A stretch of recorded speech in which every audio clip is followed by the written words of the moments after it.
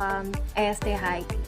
So, nagpabili ako ng milk tea kasi nag-crave ako. Ayan, si madam nyo. Ayan, nagtatanong ako dyan, video yan?